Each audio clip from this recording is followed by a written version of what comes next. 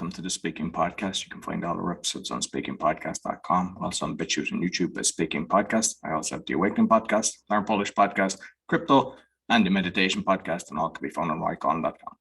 Today, my guest, fellow podcaster, and a lot of things that I'm interested in talking about, marketing especially. Please welcome Patty Farmer.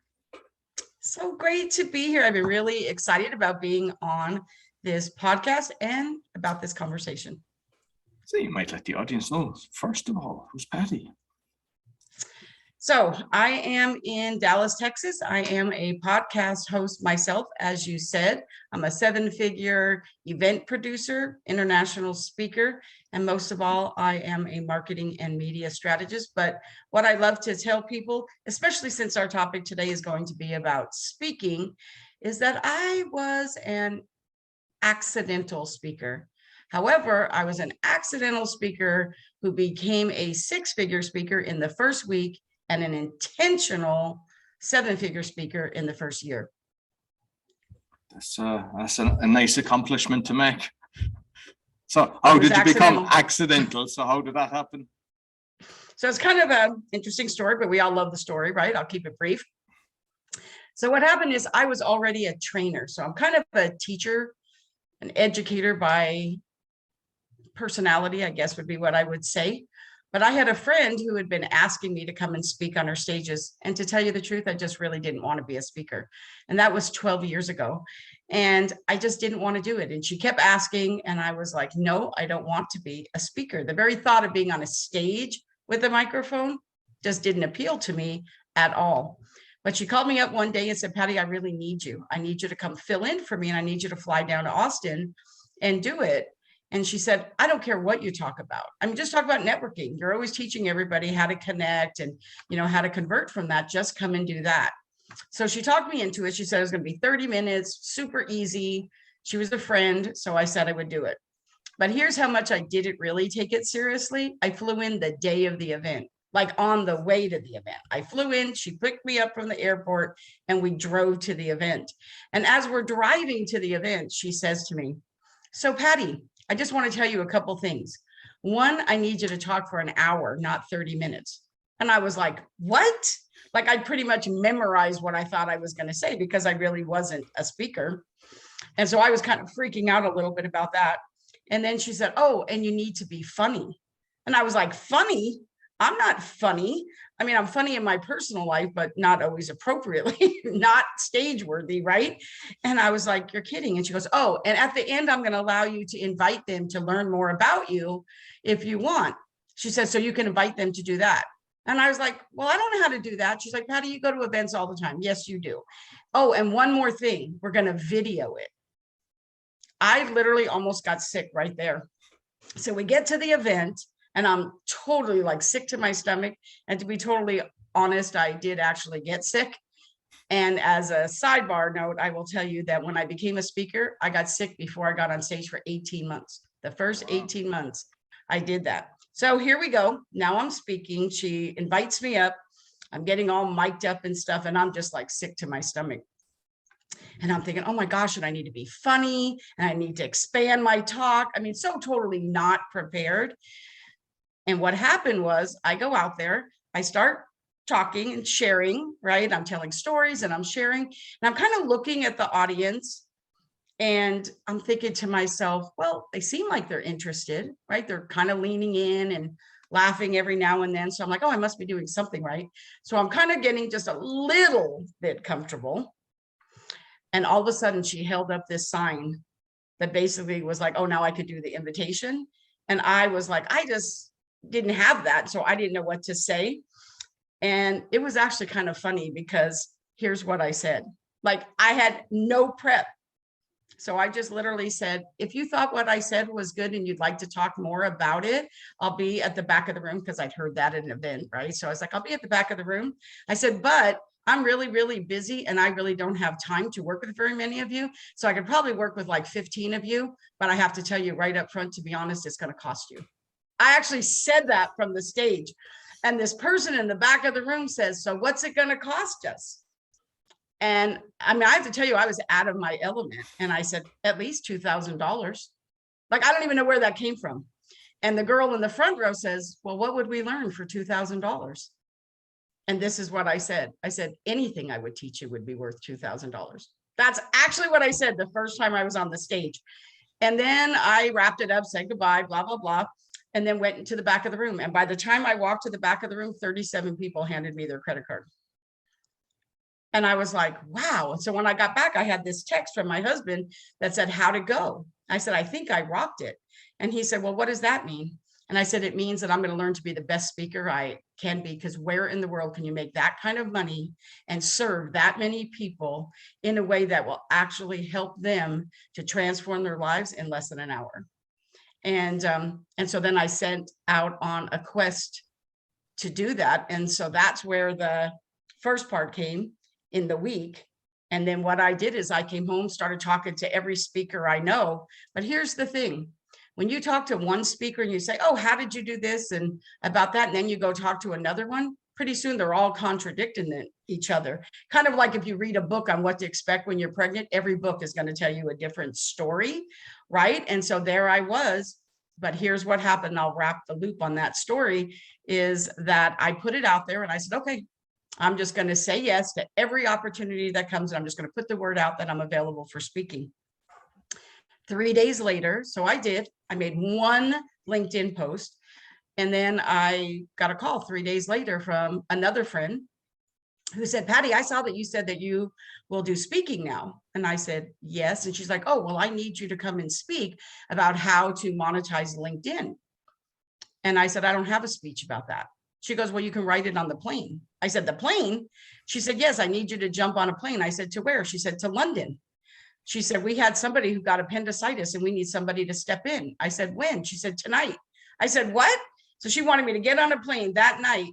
So I jumped on a plane because my husband was in the background saying, you said you were going to say yes to every opportunity. I got on the plane. I wrote the speech on the plane. I got there. I was only there 15 hours the whole time. They came and picked me up. I went again. I didn't know what I was going to talk about. They said they'd pay me $10,000. So I was like, okay. So I got there. I figured, oh, that's good. And then when I got there, they said, oh, by the way, if you want to invite people to work with you, you can do it, but only up to $1,000. I was like, okay. So there were 156 people in the room. At the end of the room, I said the same thing I said to the other ones, and 110 people said yes. So I became a six-figure speaker literally in like 5 days.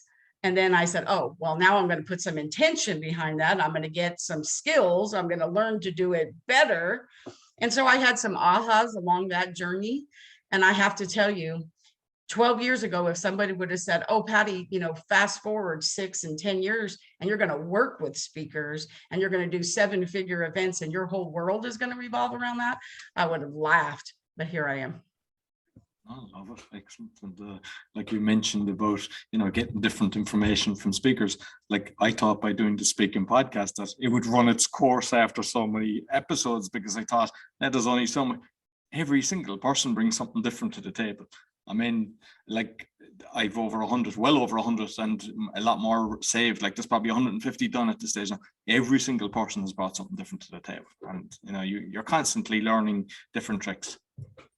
I think that is really true. I think for me, like I said earlier about how I got sick for 18 months, that was really an issue for me. And I went and hired a speaking coach, right? Because I thought that was the answer, because I always feel like coaches have coaches and I always have 2 or 3. And so I was like, oh, I should hire a speaking coach. And so I went and found somebody that was a speaking coach. And she said, oh, send me some of your speeches. And so I did. And she said, here's the thing, Patty, I can help you with some presentation skills. She said, I can help you with that. I could see where you could improve on that. She says, but the reality is you're getting the results. And I don't really want to change that for you. But I think this is a secret that you need to know. Because I said, well, why am I still getting sick? And the secret was that I was trying to be what I thought I needed to be instead of being myself, right? I thought, oh, I'm going to need to wear a soap opera dress and I'm going to need to be eloquent, make 3 points and walk this way. And that just really wasn't me. And so the secret for me was learning that it wasn't changing me. It was that speaking in front of people who needed to hear it the way I said it. So they were my people. And once I did that and continued to do that, that was like the breaking point for me. and then realizing that it wasn't about me at all. It was really about them. And so every time I get on the stage, the first thing I say is, I am really hoping that there's somebody out there who needs to hear it, so it makes a change in their life. It isn't about me at all. And I think once you can take that and make the shift so that it's not about you, that you really are being of service, I feel like after that, it doesn't matter anymore, and I stop being sick. Excellent. And I know that you were awarded, was the International Speaker of the Year by the Public Speakers Association. So when did that happen?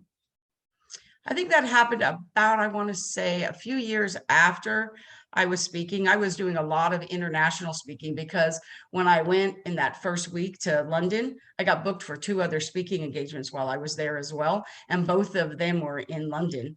And then when I went back for those, I ended up speaking. And I actually have to say, I'm still about 60% in the United States, but 40% of the time I'm out of the country. So I'm out of the country about 15 times a year speaking. And I love that. And that kind of happened again, accidentally. But I feel like for that to happen, I got very, very intentional about making that happen. And like, when you joined the Speakers Association, what did that entail, and how has it helped you? Well, when I joined it, it was a kind of like a networking organization for speakers. I'm no longer a part of it. It got sold. And so I'm no longer a part of it. It was really, and what was super exciting about winning that award too, is that when I won that award, I was speaking on the stage with Les Brown. And I had to follow him. So that was like another thing. Oh my goodness, I got to get on stage and follow Les Brown. I mean, like, that was one of those things. But it was kind of exciting to win the award then. And that was really because I was doing so much speaking out of the country then. And so that's kind of really where that was. And I always talk about business strategy, right? So for me, it's really always about marketing and media and what that business strategy is and what's the business of being a speaker, right? There's a business behind that. So that's how that happened. I think a few years later, I won another award about being the top 10 media speaker that you need to know. And that was kind of exciting too. But I think if I was going to say what was the most exciting per se, is that on the 100-year anniversary of the International Women's Day in London, I got to fly over there, and I got an award there, and I got to walk across the stage with Oprah. Now, obviously, she won for a different category than me, obviously, right? But it was super exciting to do that. And so I think that winning that Powerhouse Award, so it's kind of fun. But, the reality really actually is, well, who doesn't love winning awards, right? The awards really weren't really about me either. The awards really were just kind of to help your brand and credibility so you could get more speaking engagements, in which case you can serve more people, because it always comes back to them. Yeah, absolutely. And it's all about the journey of getting that award as well, what you've learned and enjoying it. Sometimes people are doing these things to get a certain thing, whether it's Toastmasters or whatever it is, and they forget that it's all the journey that you enjoy instead of just getting this certain award. Absolutely. Because like I said, the award just kind of validates like the work you do, right? You work hard and it validates that. But really, honestly, sometimes it's about them. It's kind of like getting booked on podcasts or speaking if you're an author, right? You write a book that gives you credibility. So there's a lot of things that you do that are really about building your brand, which is really important.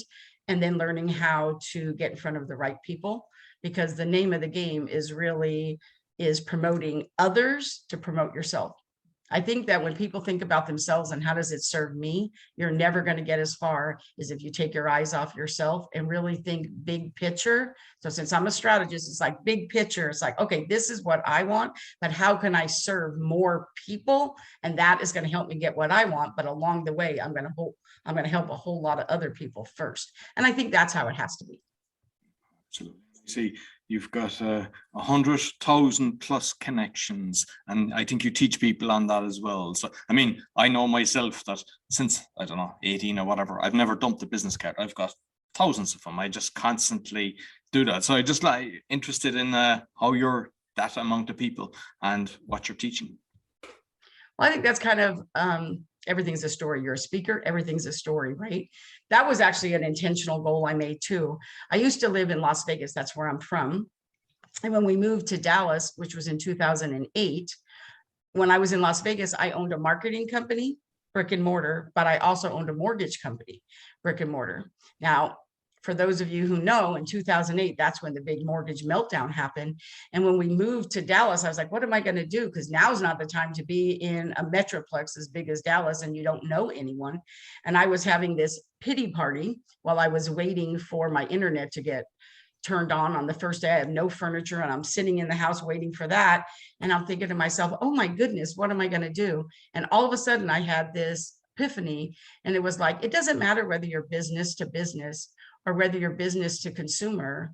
We're really in the human being business. We're people to people. And I just moved to a metroplex of millions of people, and I don't know any of them.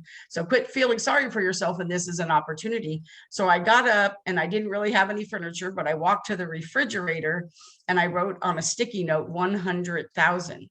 And when my husband came home, he's like, what's this? I said, I made a decision today. In 1 year, I'm going to connect with 100,000 of the right people, and I'm going to make $100,000 doing it. And my husband said, well, that's a good goal. And I did it in 9 months, but it was a lot of work. I'm going to tell you, because I didn't know anybody and I had to do all these things. But once I did that, it really helped me to realize that you can spend a lot of time having coffee, and there's nothing wrong with that. And I love coffee. So I got to tell you, but it's who are you having coffee with?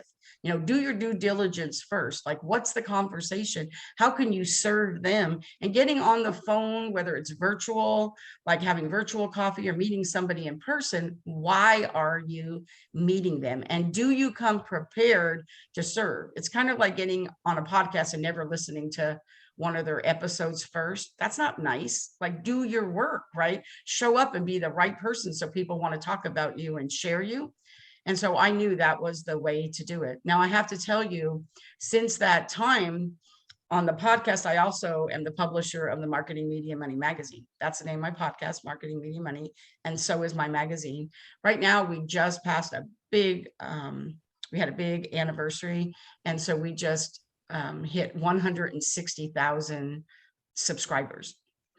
So not counting social. So that was kind of really exciting for that. So it's something I'm always working on, because it's not enough to just connect with people, right? You know, but do you have something in place with intention that you are serving in order to get in front of the right audiences? That's really the name of the game, isn't getting in front of the right people and having a stick strategy. Like, even if they opt into whatever you have, or they want to be part of your group, or whatever the case may be, getting them to do that is easy. Getting them to stay, however, is a whole nother thing, right? So you have to have a good stick strategy as to how and why they should stick around. So it's really having a strategic plan on how you're going to do it and how you're going to leverage it, and then how are you going to monetize.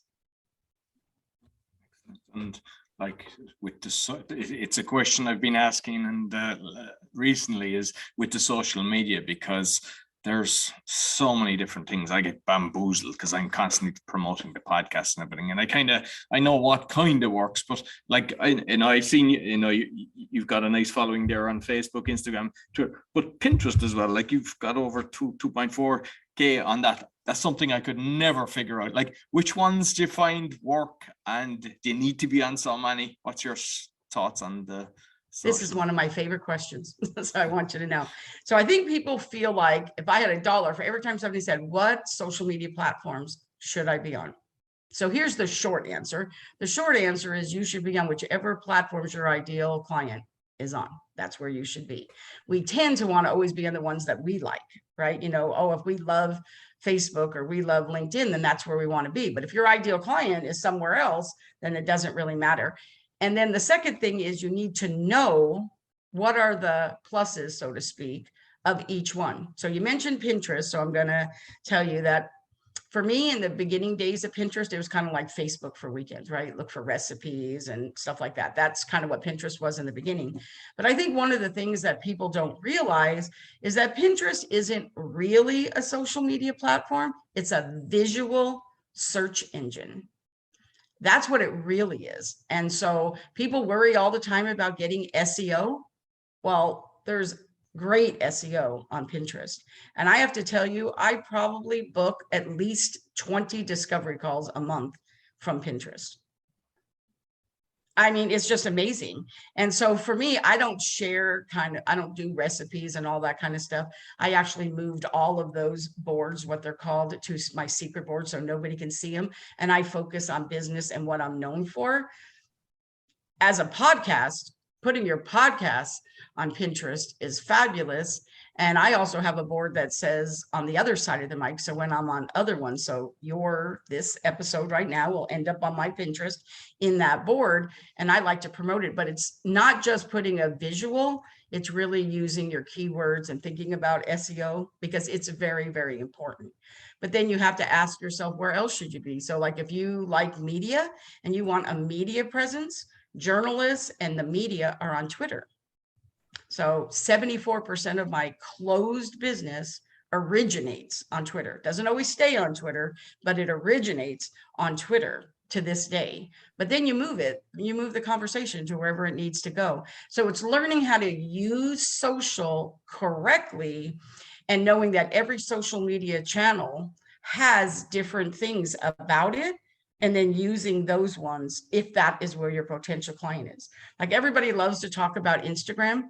I have a small following on Instagram. And when I look at my Instagram feed, it is so beautiful. It looks so good. All my stuff is on there. I don't get a lot of interaction on there.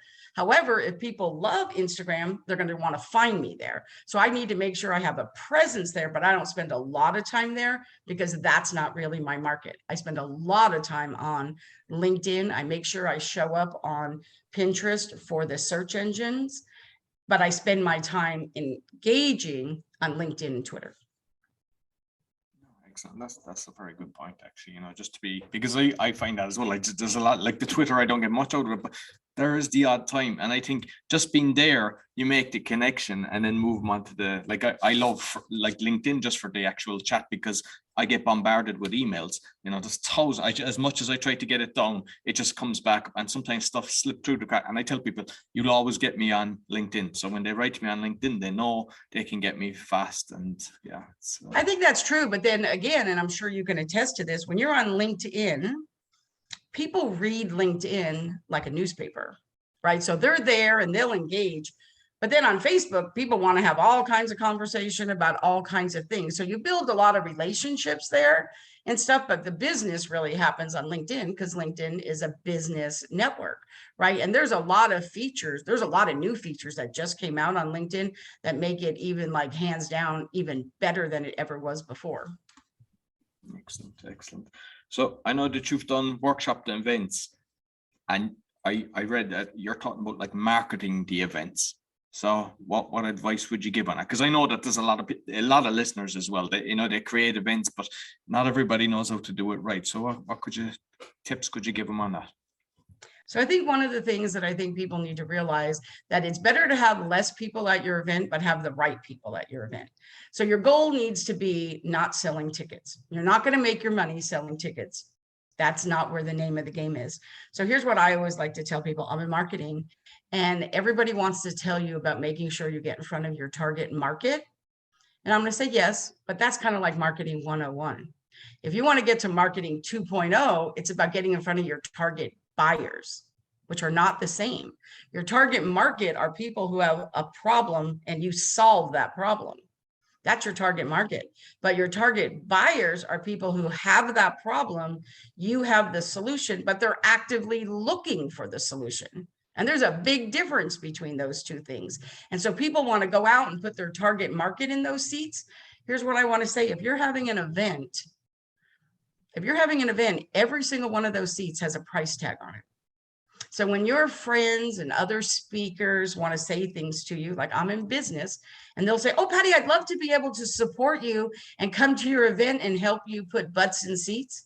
I'm like, I don't want butts in seats. I want buyers in seats. Every one of those seats has a price tag on it. So when somebody fills that seat, that's a friend or somebody that's not your ideal target buyer, that just costs you money.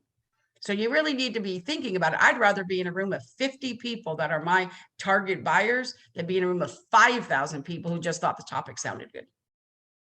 Very good. Yeah, excellent. And I know you also talk about different ways that a speaker, I don't know, is it 8? Yeah, 8 ways to make money speaking. So you might, because a lot of people, they're not making anything, they're doing a lot of freebies and everything. So what's the best ways of trying to get some shilling for your skills? I would say that probably the biggest way, the number one way really to get speaking engagements and to make money at it really is to be thinking about who everyone else is. So what I mean by that is collaboration is the name of the game. So here's something that I do, and I do it well, which is whenever I'm speaking somewhere. So think about it. You're speaking at an event, and maybe that's even a podcast because this kind of is speaking, right? It's virtually. So whenever you do that and you do it well and you build a relationship, you start to build a relationship with the host.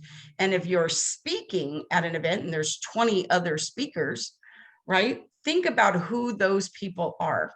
And so what I like to do is when the event is over and they're like, oh, Patty, you were amazing or whatever, because I'm amazing, right? So whatever that would be, and I'm sure you're amazing too, right? Otherwise they wouldn't ask you to speak, right?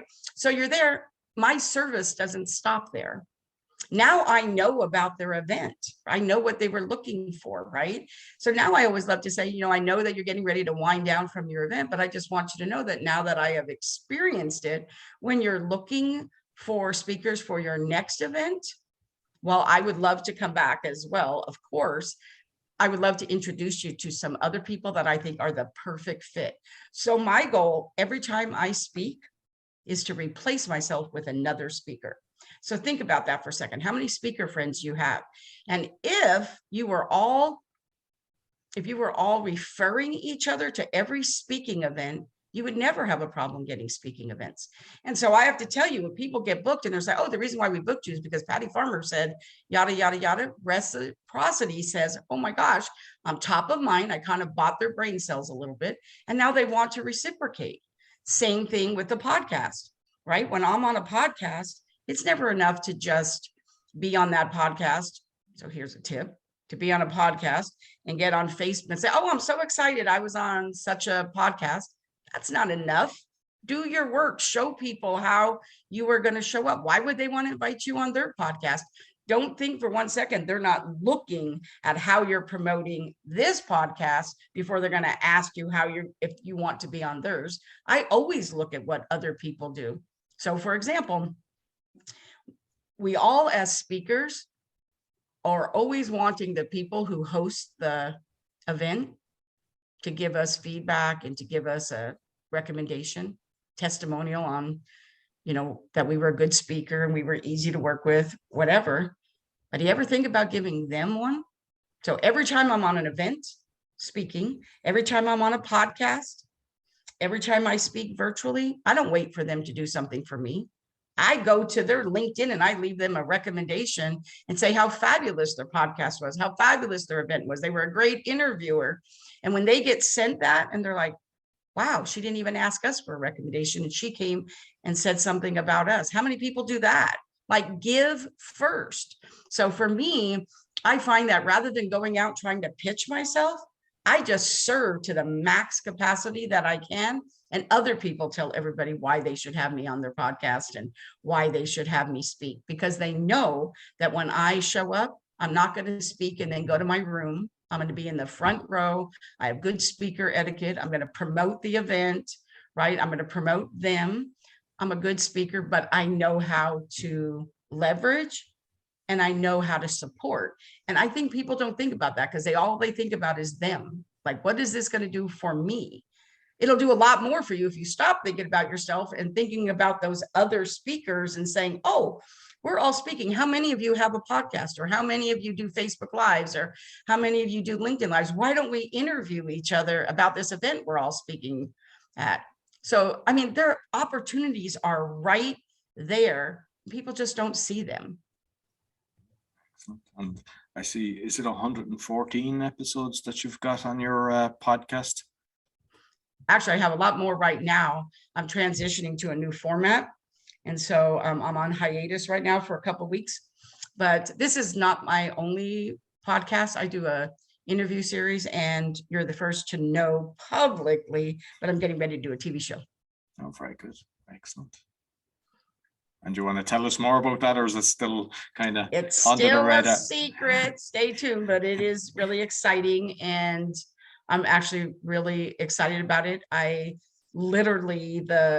company is in Los Angeles, and they're a very, very big company. I thought I was going to have to fly to Los Angeles all the time, but they actually allowed me to build at my cost. So I turned my whole upstairs media room into a studio. And so now I built a studio, and I'm actually having a crew come in, and I'm going to actually record them all here. So that'll be great. Excellent. So best of luck with that. Congratulations. Thanks. So you've got, is it 5 books that you're after? I have 5 books. They're all collaboration books. I have 3 in the works right now that are solo. Each one of them is a little more than half done. I do a lot with collaboration. I'm all about that. And so those are a great way to get on a podcast, and a great way. I feel like a book is almost like a business card, right? You know, it's a great way to be able to, again, promote something that you're doing when you're talking about somebody else. Everything for me, if there's a common theme you're going to find for me, is really that whatever it is that I can do, who else can I promote? Because it's really never about being yourself. So I really want other people. So here's a great example. Here's a tip. Think about all the LinkedIn groups you're in, the Facebook groups you're in. And here's what people do. They troll. They want to go through, they're waiting for somebody to ask a question so they can jump in and show their authority and share. Not that they probably don't have good intentions. Don't get me wrong. I'm not saying that they don't, but that's very time consuming, right? Yeah. I never do that, because there's a better way. And I really care about my time too. What I do is I like to go into groups of people that are my target buyer, right? They're my audience. And then I go and get to know the host of the group.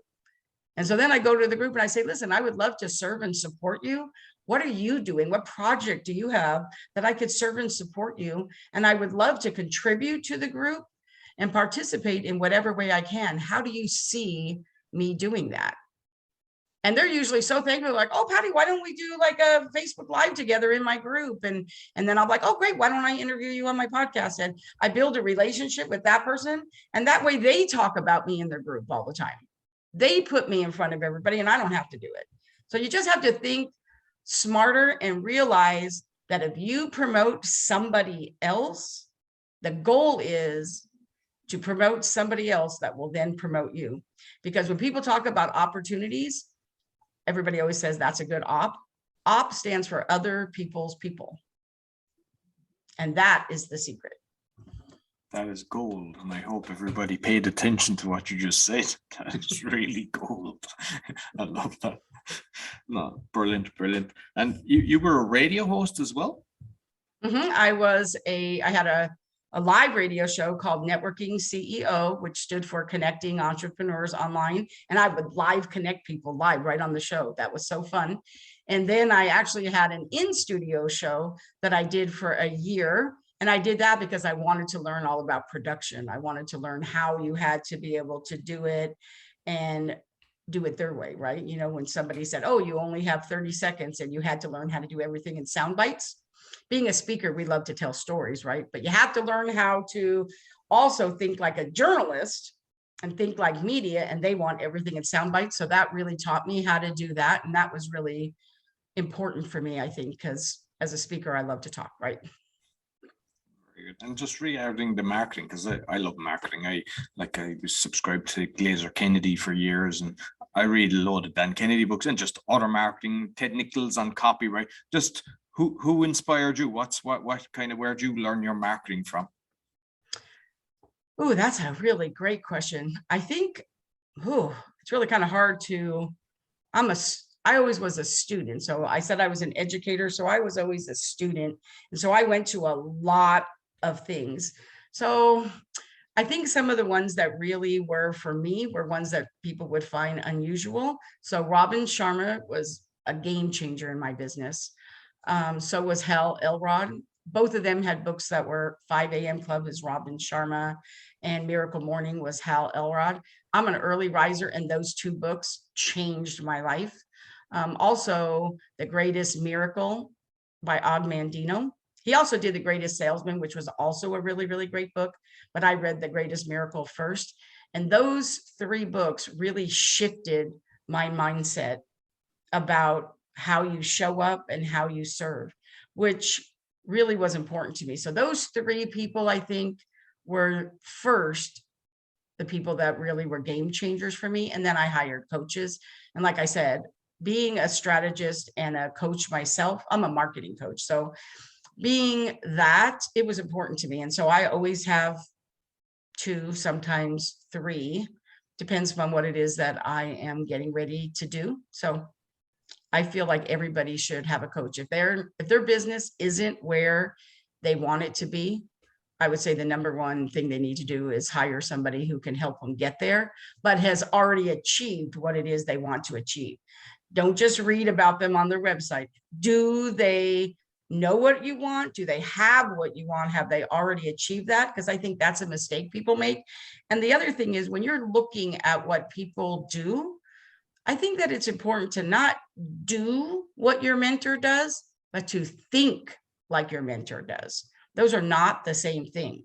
Think like they think. That's where you're going to get the transformation. Instead, we tend to look at what they do and we think we should do that. That might not be what we're supposed to do. Might not be what we want to do, right? I think that is really important. I know for me, my goal is always to help people to make a big impact in the world because I'm about that, but bigger deposits in their bank account while designing the lifestyle they want to live because it's all about lifestyle. So I believe that there's things we do in life that feed our soul. We don't have to make money. It feeds our soul, and those are important.